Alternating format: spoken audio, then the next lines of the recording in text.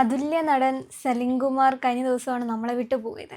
അപ്പോൾ ആ ഒരു അദ്ദേഹത്തിൻ്റെ ശവസംസ്കാര ചടങ്ങിൽ നമ്മൾ കണ്ടതാണ്, ആ കുടുംബത്തെ ആക്രമിക്കുന്ന ശവം തിന്നികൾ എന്ന് തന്നെ നമുക്ക് വിളിക്കേണ്ടി വരും.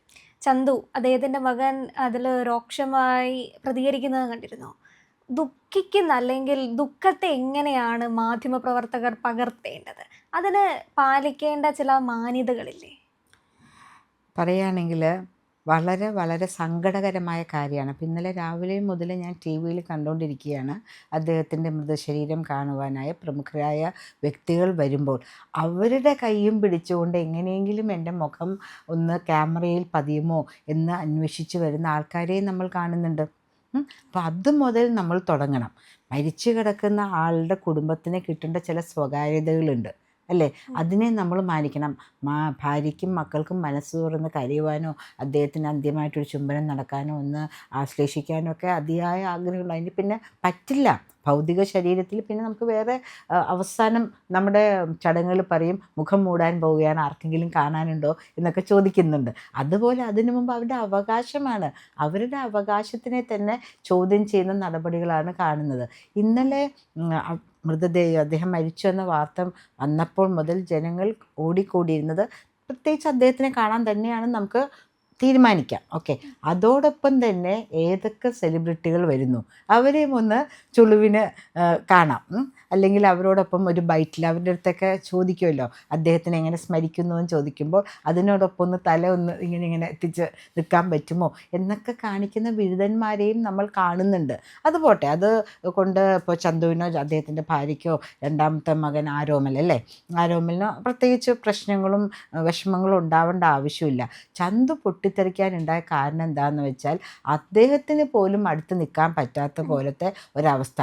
അദ്ദേഹത്തിനോട് പ്രതികരണം ചോദിക്കുക, അദ്ദേഹം പ്രതികരിക്കാൻ നിൽക്കുവാണോ അവിടെ, അതോ അച്ഛൻ്റെ അടുത്ത ഒരു മിനിറ്റ് സമാധാനത്തോടെ? അല്ലെങ്കിൽ ആ ഭൗതിക ശരീരത്തിന് തീ കൊളുത്തുമ്പോൾ ഒരു മകൻ അനുഭവിക്കുന്ന മനോവിഷമമുണ്ട്.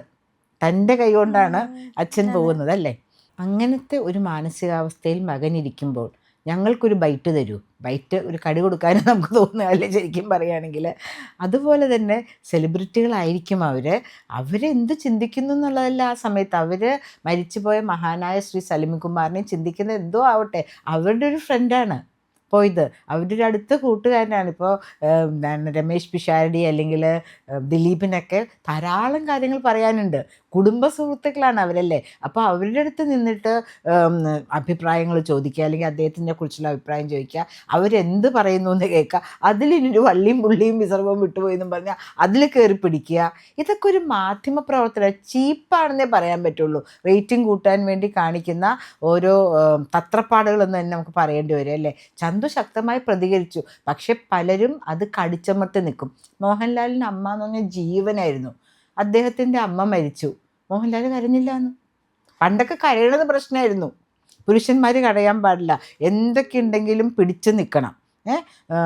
അങ്ങനത്തെ ഒരു ഇതിലാണ് ഒരു പുരുഷൻ്റെ മനോബലം അളന്നുകൊണ്ടിരുന്നത്. ഇപ്പം എന്താ, മോഹൻലാൽ കരഞ്ഞില്ല എന്നും പറഞ്ഞ് അതിനായി അദ്ദേഹം ഉള്ളിൽ തേങ്ങി തേങ്ങി കരയാൻ തുടങ്ങിയിട്ട് മാസങ്ങളും വർഷങ്ങളുമായി. അദ്ദേഹത്തിന് നമ്മൾ പെട്ടെന്ന് നിന്ന നിപ്പിൽ മരിച്ചതല്ല. പിന്നെ മറ്റുള്ളവരുടെ മുമ്പിലിരുന്ന് കരയാനായിട്ട് അദ്ദേഹം തോന്നുന്നുണ്ടാവില്ല. അദ്ദേഹം മുറിയിൽ പോയിരുന്ന് കരയുന്നുണ്ടാവും. അല്ലെങ്കിൽ തന്നെ അമ്മയോടുള്ള സ്നേഹം പ്രകടിപ്പിക്കേണ്ട സമയത്ത് കൃത്യമായിട്ടും നന്നായിട്ടും പ്രകടിപ്പിച്ചൊരു വ്യക്തി തന്നെയാണ് മോഹൻലാൽ അല്ലേ. അതിലാർക്കും സംശയമൊന്നുമില്ലല്ലോ. ഇനി അവിടെ ഇരുന്ന് അത് കരഞ്ഞ രീതി ശരിയായില്ല, എത്ര തുള്ളി കണ്ണീര് വന്നു, അതൊരു 10 ml ആയിരുന്നോ 100 ml ആയിരുന്നോ എന്നൊക്കെ ചോദിച്ചിട്ട് അതിനൊരു അളക്കൽ അല്ലേ. അപ്പോൾ ഇതിൻ്റെ ഒന്നും ആവശ്യമില്ല. ജനിച്ചാൽ നമ്മൾ മരിക്കും. ആ മരിക്കുന്ന സമയത്ത് കുടുംബത്തിന് അവകാശപ്പെട്ട കുറച്ച് സ്വകാര്യ നിമിഷങ്ങളുണ്ട്. എൻ്റെ അഭിപ്രായത്തിൽ അവസാനം ചിതയിലേക്ക് എടുക്കുന്നതിന് മുമ്പ് അല്ലെങ്കിൽ അവസാനത്തെ ഫ്യൂണറലിന് കർമ്മങ്ങൾക്ക് മുമ്പ് ആ കുടുംബത്തിന് തനിച്ച് ഒരു മുറിയിൽ അരമണിക്കൂറോ 1 മണിക്കൂറോ ഒരു സമയം കൊടുക്കണം. പണ്ടൊക്കെ മരിച്ച വീട്ടിൽ പോകുമ്പോൾ അയ്യോ എൻ്റെ കുട്ടികളുടെ അച്ഛൻ പോയല്ലോ, ഇനി ഞങ്ങളെ ആരുടെ സിനിമയ്ക്ക് കൊണ്ടുപോകാൻ എന്നൊക്കെ തമാശയായിട്ട് ഞാൻ പറയുകയാണ്. പക്ഷെ അങ്ങനെയൊക്കെ പറഞ്ഞാണ് അപ്പോൾ പേർത്തും ഭാര്യമാർ കരഞ്ഞിരുന്നത്. ഇപ്പോൾ പ്രത്യേകിച്ചും സാധാരണ വീടുകളിൽ പോലും ഒരു മരണസമയത്ത് വീഡിയോ ക്യാമറയുണ്ട്, വരുന്ന ആൾക്കാരുടെയൊക്കെ പടങ്ങൾ എടുക്കുന്നുണ്ട്. അപ്പോൾ അങ്ങനെയൊക്കെയുള്ള സാഹചര്യങ്ങളിൽ ചന്തുവെങ്കിലും ശക്തമായി പ്രതികരിച്ചതിന് അദ്ദേഹത്തിനെ നമുക്കൊരു അഭിനന്ദിക്കാം എന്നുള്ള വാക്ക് തന്നെ നമുക്ക് ഉപയോഗിക്കണം. കാരണം അവരുടെ സ്വകാര്യ നിമിഷത്തിലേക്ക് കടന്നു കയറാൻ കയ്യിലൊരു ക്യാമറ ഉണ്ടെന്ന് പറഞ്ഞിട്ട് ആർക്കും ഒരു അവകാശമില്ല. തീർച്ചയായും. അതോടൊപ്പം തന്നെ ഈ സ്വകാര്യതയിലേക്ക് ഇടിച്ചു കയറുക, അല്ലെങ്കിൽ ആ ഒരു സന്ദർഭം എന്താണെന്ന് മനസ്സിലാകാതെ എന്താണ് അഭിപ്രായം? അതാണ്. അല്ലെങ്കിൽ ഈ ഒരു സമയത്ത് താങ്കൾക്ക് എന്തെങ്കിലും പറയാനുണ്ടോ? ആ ഒരു ദുഃഖത്തെ വിറ്റ് തിന്നുകയല്ലേ ചെയ്യുന്നത്? തീർച്ചയായിട്ടും പറയാൻ പലതും ഉണ്ടാവും. പക്ഷെ നിങ്ങളോട് പറയാൻ സൗകര്യമില്ല എന്ന് പറയണം. എനിക്ക് പലതും പറയാനുണ്ട് അദ്ദേഹത്തെക്കുറിച്ച്. അത് നിങ്ങളോട് പറയാനുള്ള കാര്യമല്ല. ഞാനും ശ്രീ സലിം കുമാറുമായിട്ട് എത്രമാത്രം സൗഹാർദ്ദത്തിലായിരുന്നു എന്ന് ഞങ്ങൾക്ക് രണ്ടുപേർക്കും അറിയാം. ഞാൻ എന്ന് പറഞ്ഞാൽ എന്നെക്കുറിച്ചല്ല പറഞ്ഞ സെലിബ്രിറ്റികളോട് ചോദിക്കുന്ന കാര്യത്തെക്കുറിച്ചാണ് പറയുന്നത്. അവർക്കും അതൊരു ബുദ്ധിമുട്ടാണെന്നേ. ഇനി അവരുടെ മുഖത്ത് ഒരു ഡിഗ്രി സങ്കടം കുറഞ്ഞു പോയി, അല്ലെങ്കിൽ അവരുടെ മുഖത്ത് വേറെ എന്തെങ്കിലും ഭാവം മിന്നി മറിഞ്ഞു, പിന്നെ അതിനെ വെച്ച് ചാമ്പാൻ വേണ്ടിയിട്ടില്ലേ. ഇന്നലെ ശ്രീമതി നവ്യ നായരൊക്കെ വന്ന് പെരുമഴക്കാലത്ത് എന്നുള്ള സിനിമയിൽ ഇദ്ദേഹം പറഞ്ഞ കുറച്ച് ഡയലോഗുകളൊക്കെ പറയുന്നുണ്ടായിരുന്നു. പക്ഷെ അതൊക്കെ പറയാൻ അവർ നിർബന്ധിക്കപ്പെടുകയാണെന്നാണ് എനിക്ക് തോന്നിയത്. ദിലീപ് ഒന്നും പരസ്യമായിട്ട് പറയുന്നത് ഞാൻ കേട്ടില്ല. അത്രയും അടുത്ത കൂട്ടുകാരാണ്. അദ്ദേഹം തന്നെ എപ്പോഴും ദിലീപിനെക്കുറിച്ചും ഒക്കെ പറഞ്ഞുകൊണ്ടേ ഇരിക്കുന്ന ഒരു വ്യക്തിയായിരുന്നു ശ്രീ സലിം കുമാർ. നമ്മളുടെ മുഖ്യമന്ത്രി സതീഷിൻ്റെ ആണെങ്കിൽ തൊട്ടടുത്ത സുഹൃത്താണ്. അദ്ദേഹത്തിൻ്റെ എല്ലാ തെരഞ്ഞെടുപ്പ് കമ്മിറ്റി ഓഫീസുകളിലും ശ്രീ സലിം കുമാർ പോവായിരുന്നു. പറവൂര് തന്നെയാണ് താമസിക്കുന്നത്. മഹാരാജാസ് കോളേജ് മുതലുള്ള ബന്ധം, അങ്ങനെ കുറേ കാര്യങ്ങൾ പലർക്കും പറയാനുണ്ട്. ഇതൊക്കെ നമ്മളെ കേൾപ്പിക്കണോ? ഒരു മനുഷ്യന് സ്വകാര്യതയില്ലേ? ജനിച്ചപ്പോൾ മുതലുള്ള കാര്യങ്ങൾ മുഴുവൻ ഒരു തുറന്ന പുസ്തകം പോലെ ജീവിക്കണം സെലിബ്രിറ്റികളെന്ന് പറയുകയാണെങ്കിൽ അതിൽ യാതൊരു ശരിയുണ്ടെന്ന് എനിക്ക് തോന്നുന്നില്ല. അവർക്കും അവരുടേതായ സ്വകാര്യ നിമിഷങ്ങൾ അറ്റ്ലീസ്റ്റ് മരണസമയത്തെങ്കിലും അവർക്ക് കൊടുക്കണം. അവർക്കും അവരുടെ അടുത്ത ബന്ധുക്കൾക്കും അടുത്ത കൂട്ടുകാർക്കും. പിന്നെ എല്ലാവർക്കും ആഗ്രഹമുണ്ട് സെലിബ്രിറ്റീസിനെ കാണണമെന്ന്. അതിനു വേണ്ടി വന്ന് നിൽക്കുന്നെങ്കിൽ റോഡ് സൈഡിൽ വേറൊരു സെപ്പറേറ്റ് ഇതുപോലെ ഒരുക്കൂ. അതും ഞാൻ പറയുകയാണ്.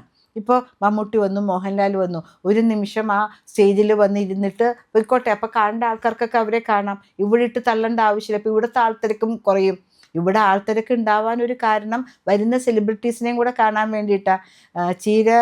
വാഴ നനയ്ക്കുമ്പോൾ ചീരയും കൂടെ നനയും എന്നൊക്കെ നമ്മളൊരു ചൊല്ല് കേട്ടിട്ടില്ലേ? അപ്പോൾ സലിം കുമാറിനെയും കാണാം, ഒത്താൽ കാണാം, കൂട്ടത്തിൽ പ്രമുഖരായ വ്യക്തിത്വങ്ങളെയും കാണാം. അദ്ദേഹത്തിനൊക്കെ ആണെങ്കിൽ ക്യൂ നിന്നൊക്കെ പോകണമല്ലോ. പിന്നെ ഒരു വീഡിയോ ഉണ്ടായിരുന്നു, ദിലീപ് ഇങ്ങനെ വരുന്ന സമയത്ത് ഒരാള് സെൽഫി എടുക്കാൻ ഓടി വരുന്നതും ദിലീപ് പിടിച്ചു മാറ്റുന്നത് ഒരു ദൃശ്യം ഉണ്ടായിരുന്നു. എന്തൊരു അനൗചിത്യ ബോധമാണല്ലേ അത്. ആലോചിക്കാൻ പറ്റുന്നുണ്ടോ? ഇത്രയും പ്രിയപ്പെട്ടൊരു സുഹൃത്ത് മരിച്ചു കിടക്കുമ്പോൾ അദ്ദേഹത്തെ അവസാനമായി ഒന്ന് കാണാൻ ഞാൻ കണ്ടു. ദിലീപ് മാറി നിൽക്കുകയാണ്, ജസ്റ്റ് ക്വയറ്റായിട്ട് മാക്സിമം സമയം. ചിതയിലേക്ക് എടുക്കുന്നതിന് മുന്നേ കുറച്ച് സമയമേ ഉള്ളൂ, അതിനിടെ കൂടെ സെൽഫി എടുക്കാമെന്ന് ഞാൻ അപ്പം എന്നിട്ട് പറയല്ലോ ദിലീപിൻ്റെ മുഖം ഇങ്ങനെയായിരുന്നു. ഞാൻ സലിം കുമാറിൻ്റെ മൃതദേഹത്തിൻ്റെ അടുത്ത് വെച്ചപ്പോൾ സെൽഫി എടുത്തപ്പോൾ മുഖത്ത് കണ്ട ഭാവം ഇതാണ്. അപ്പോൾ ചിരിക്കോ കരയോ എന്ത് ചെയ്യും? സെൽഫിയിൽ നിൽക്കുമ്പോൾ നമ്മളൊരു നല്ല മുഖം കാണിക്കാനായിട്ട് ശ്രമിക്കും. ഇനി അങ്ങനെ എങ്ങാനും വന്നാൽ അതിന് കുറ്റം. ദുഃഖം വരുവാണെങ്കിൽ ആ ദുഃഖത്തിൻ്റെ തോത് ഡിഗ്രി കൂടി കുറഞ്ഞു എന്ന് പറഞ്ഞ് അങ്ങനെ ഒരു കമൻറ്റ്. ആൾക്കാർക്കൊക്കെ എന്താ കിളി പോയോ? അല്ലെങ്കിൽ പറയുകയാണെങ്കിൽ ചിഹ്നനായോ? ചിഹ്നം എന്ന് പറഞ്ഞാൽ ഭ്രാന്തിൻ്റെ നല്ലൊരു മലയാളത്തിലാണ് ഞാൻ ചിഹ്നനായോ എന്ന് ചോദിച്ചത്. അപ്പോൾ ഇതൊന്നുമല്ല നമ്മൾ പ്രതീക്ഷിക്കുന്നത്. നല്ലവരായ വിദ്യാഭ്യാസമുള്ള മലയാളികൾ ഓരോ കുടുംബത്തിനും അവരുടേതായ സ്വകാര്യത കൊടുക്കുക. അവരൊരു സെലിബ്രിറ്റി ആയതുകൊണ്ടോ അല്ലെങ്കിൽ രാഷ്ട്രീയക്കാരായതുകൊണ്ടോ അല്ലെങ്കിൽ IAS ഓഫീസേഴ്സോ അങ്ങനെ എന്തെങ്കിലും നല്ല നിലയിൽ നമ്മളൊരു ചിത്രം ആഗ്രഹിച്ചിരുന്ന വ്യക്തികൾ അല്ലെങ്കിൽ കാണാൻ ആഗ്രഹിച്ചിരുന്ന വ്യക്തികളെങ്കിൽ അവർ മരണസമയത്ത് അവർക്ക് കുറച്ചെങ്കിലും ഒരു നല്ല സെൻഡ് ഓഫ് ഫെയർവെൽ കൊടുക്കുക. നമ്മളായിട്ട് ആ കുടുംബത്തിനും അടുത്ത ബന്ധുക്കൾക്കും കൂട്ടുകാർക്കും ഒരു അസൗകര്യം ഉണ്ടാക്കാതിരിക്കാൻ ശ്രമിക്കുക. ശരിയാണ്, നമുക്കും അദ്ദേഹത്തെ കാണണം എന്നുണ്ടാവും. അവസാനമായിട്ട് ഇനി കാണാൻ പറ്റില്ല, അദ്ദേഹത്തിൻ്റെ ഭൗതിക ശരീരം കാണാൻ പറ്റില്ല. പക്ഷെ നമ്മളുടെ വരവ് അത് ഉദ്ദേശത്തോടു കൂടെ മാത്രമായിരിക്കണം. അതിൻ്റെ ഇടയ്ക്ക് വേറെ ചീര നനയ്ക്കാനൊന്നും പോകരുത്. അദ്ദേഹത്തെ കാണുക, തൊഴുക, അദ്ദേഹത്തിൻ്റെ ആത്മാവിന് വേണ്ടി പ്രാർത്ഥിക്കുക. ഇത് എല്ലാവരുടെ കാര്യത്തിലും ബാധകമാണ്. ഇപ്പോൾ ശ്രീനിവാസൻജി മരിച്ചല്ലോ, അഭിനേതാവ്. എന്തായിരുന്നു മോളെ, അദ്ദേഹത്തെ മരിച്ചതിനെക്കാട്ടിലും കൂടുതൽ ധ്യാൻ പൊട്ടിക്കരയുന്നു. അതിനർത്ഥം എന്താ? വിനീത് അത്രയും ഇതിൽ കരഞ്ഞില്ല എന്നോ? അല്ല അതിന്റെ കമന്റ്സ് ധ്യാൻ ഒരുപാട് തെറ്റുകൾ ശ്രീനിവാസൻ അദ്ദേഹത്തിനോട് ചെയ്തിരുന്നു, അതിന്റെ കുറ്റബോധത്തിലാണ് കരയുന്നത്. അതിന്റെ അപ്പുറത്തേക്കും മരിച്ചത് അച്ഛനാണ്, അച്ഛൻ മരിച്ചു കഴിഞ്ഞാൽ സ്നേഹമുള്ള മക്കൾ കരയും. അയ്യോ അങ്ങനെയല്ല ഞാൻ പറഞ്ഞത്, സ്നേഹം ഇല്ലാത്തത് കൊണ്ടും കരയാതിരിക്കില്ല കേട്ടോ. ഇപ്പോൾ എൻ്റെ അച്ഛൻ്റെ കുടുംബത്തിൽ 9 മക്കളാണ്. അതിൽ ആൺകുട്ടികളായിട്ട് ഏറ്റവും അവസാനത്തെയാണ്. അച്ഛൻ മാത്രമേ കരയുള്ളായിരുന്നു. അച്ഛൻ്റെ അമ്മ മരിച്ചപ്പോൾ മൂത്ത മകൻ ഉണ്ണിവെല്ലിച്ചനുൾപ്പെടെ വേറെ ആൺമക്കൾ ആരും കരഞ്ഞില്ല. അതിനകത്ത് അവർക്ക് കരയാനറിയില്ല എന്നോ അല്ലെങ്കിൽ അവർക്ക് ദുഃഖമില്ല എന്നോ അങ്ങനെ ആയാലും അച്ഛനത് പ്രകടിപ്പിക്കുമായിരുന്നു. അച്ഛനൊരു ബന്ധമില്ലാത്ത ഒരു കൊച്ചുകുട്ടി ക്യാൻസറായിട്ട് മരിച്ചു, 2 വയസ്സുള്ള. അവരുടെ വീട്ടിൽ പോയി എന്തൊരു കരച്ചിലായിരുന്നു. അദ്ദേഹത്തിൻ്റെ സഹപ്രവർത്തകൻ മരിച്ചു, അദ്ദേഹത്തിൻ്റെ മകൻ കരഞ്ഞതിനെക്കാട്ടിലും കൂടുതൽ അച്ഛൻ കരഞ്ഞു. അതിനർത്ഥം വേറൊന്നുമില്ല, ഓരോരുത്തർക്ക് പ്രകടിപ്പിക്കുന്ന ഒരു രീതിയുണ്ട്. അപ്പം വിനീത് ശ്രീനിവാസൻ കരഞ്ഞതിൻ്റെ ഇൻറ്റൻസിറ്റി കുറഞ്ഞു പോയെന്നും ധ്യാൻ കരഞ്ഞത് കുറ്റബോധം കൊണ്ടായിരുന്നു. എന്താണിത്? എനിക്ക് തോന്നുന്നു ഇത് ഒരു നിഷ്കർഷ വയ്ക്കണം. ഈ നമ്മളുടെ സ്വന്തമായിട്ടുള്ള മൊബൈൽ ഫോണുകൾ വെച്ചിട്ട് മരണ വീടുകൾക്കുള്ളിൽ കയറരുത്. ഇപ്പം അമ്പലങ്ങളിലും ചില സ്ഥലങ്ങളിലൊക്കെ നമ്മൾ പറയും മൊബൈൽ ഫോൺ ഉപയോഗിക്കാൻ പാടില്ല എന്ന് പറയുന്നത് പോലെ അവർക്ക് അതിൻ്റേതായ മാന്യത കൊടുക്കുക. മരിച്ചു കിടക്കുന്ന വ്യക്തിക്ക് അദ്ദേഹത്തിൻ്റെ അവസാനത്തെ പോക്കിൽ മാന്യമായിട്ട് പോകാൻ ആരെന്ത് ചെയ്തു, എത്ര പേര് അദ്ദേഹത്തിൻ്റെ അടുത്ത് നമസ്കരിച്ചു, എത്ര പേര് അദ്ദേഹത്തിന് അന്ത്യചുംബനം, ഇതൊക്കെ ക്യാമറ കണ്ണുകളിൽ പകർത്തേണ്ട ആവശ്യമുണ്ടോ? അത് കഴിഞ്ഞ് പറഞ്ഞ പോലെ മാധ്യമ വിചാരണയാണ്. ധ്യാൻ കരഞ്ഞതിൽ 2 തുള്ളി കൂടി, വിനീത് കരഞ്ഞതിൽ 2 തുള്ളി കുറഞ്ഞു, അല്ലെങ്കിൽ അദ്ദേഹത്തിൻ്റെ ഒരു ബന്ധു ഇരുന്ന് അങ്ങോട്ടും ഇങ്ങോട്ടും നോക്കി, മറ്റേ ആൾ ഇങ്ങനെ നോക്കി. ഇതിൻ്റെ ഒന്നും ആവശ്യമില്ല. അപ്പോൾ ഇതൊരു തുടക്കമാവട്ടെ അല്ലേ? ചന്തു പറഞ്ഞ കാര്യങ്ങൾ നമ്മൾ അതേ അർത്ഥത്തിൽ ഉൾക്കൊള്ളുക. ഇനി എന്തെങ്കിലും ഇതുപോലത്തെ ഒരു ചടങ്ങുകൾ വരികയാണെങ്കിൽ ചന്തുവിൻ്റെ വാക്ക് ഉൾക്കൊണ്ടുകൊണ്ട് ആ കുടുംബത്തിന് ആവശ്യമായ പ്രൈവസിയും അവർക്ക് ആവശ്യമായ സ്വകാര്യ നിമിഷങ്ങളും നമുക്ക് കൊടുക്കുക. നമ്മളുടെ ക്യാമറയിൽ അത് കിട്ടിയതുകൊണ്ട് നമുക്കതൊരു കൊണ്ടത് വേണ്ട, നമുക്ക് അങ്ങനെയുള്ള ഒരു ഓർമ്മ വേണ്ട. ധാരാളം നല്ല നല്ല മുഹൂർത്തങ്ങൾ ശ്രീ സൽമാൻകുമാറും അതുപോലെ സെലിബ്രിറ്റികളും നമുക്ക് ഓർക്കാൻ തന്നിട്ടുണ്ട് അല്ലേ? അത് മതി. പ്രിയപ്പെട്ട പ്രേക്ഷകരെ, ഞങ്ങൾ ഇന്ത്യ ലൈവ് പതിവുപോലെ നമ്മൾ പറയുകയാണ്, മാധ്യമങ്ങളിൽ വരാത്ത, മറ്റു മാധ്യമങ്ങൾ പറയാത്ത വാർത്തകളാണ് നിങ്ങളുടെ മുന്നിലേക്ക് കൊണ്ടുവരുന്നത്. ഇത് പറയാൻ ഞങ്ങൾക്ക് പ്രേരണയും ശക്തിയും നിങ്ങളാണ്. നിങ്ങൾ ഞങ്ങളുടെ കൂടെ ഉണ്ടാവണം. ഞങ്ങളുടെ ചാനൽ സബ്സ്ക്രൈബ് ചെയ്യണം. നമുക്കൊരു ചാനൽ കൂടിയുണ്ട്, C4N, C4N മലയാളം. നമ്മൾ ഈ തെരഞ്ഞെടുപ്പൊക്കെ ആയതുകൊണ്ട് കൂടുതൽ വാർത്തകൾ നമ്മുടെ ഈ പ്ലാറ്റ്ഫോമിൽ തന്നെ കൊടുക്കാൻ കഴിയാത്തതുകൊണ്ടാണ് C4Nൽ പുതിയ വാർത്തകൾ കൊടുക്കുന്നത്. അപ്പോൾ ആ ചാനലും കൂടി ഒന്ന് സബ്സ്ക്രൈബ് ചെയ്യണം. ഇന്ത്യ ലൈവ് ഉറപ്പായിട്ടും ചെയ്യണം. C4N കൂടെ, C4N, C എന്ന് പറഞ്ഞാൽ ക്രെഡിബിൾ, ഫോർ എൻ നേഷൻ, രാജ്യം. നമ്മുടെ രാജ്യത്തിന് വേണ്ടിയാണ്. രാജ്യം വിട്ട് ഒരു കാര്യവും ഇന്ത്യ ലൈവിനില്ല. അതുകൊണ്ട് ഞങ്ങളുടെ കൂടെ ഉണ്ടാവണം എന്നുകൂടി അഭ്യർത്ഥിക്കുന്നു.